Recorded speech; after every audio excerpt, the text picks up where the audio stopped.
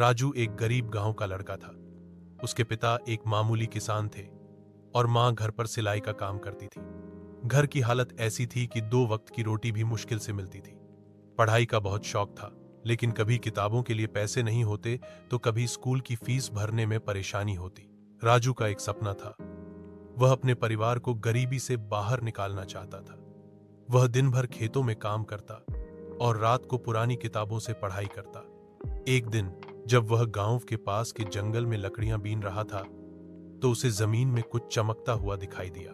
जिज्ञासु होकर उसने मिट्टी हटाई तो नीचे एक लोहे की पुरानी संदूक दिखाई दी।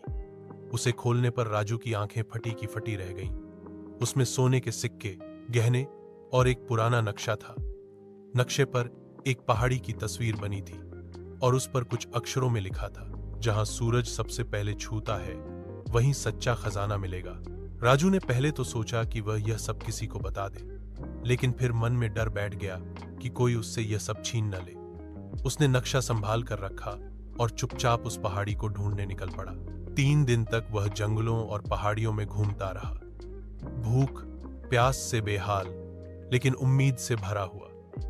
अंत में एक सुबह जब सूरज की पहली किरण एक खास चट्टान पर पड़ी तो राजू को नक्शे की बात याद आई। उसने उस चट्टान के पास खुदाई शुरू की। कुछ ही देर में उसे एक और संदूक मिला, लेकिन यह पहले से कहीं बड़ा और भारी था।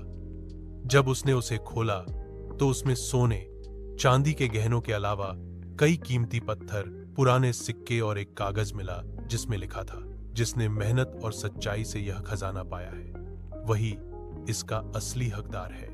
इसे अपने लिए नहीं, सबके भले के लिए इस्तेमाल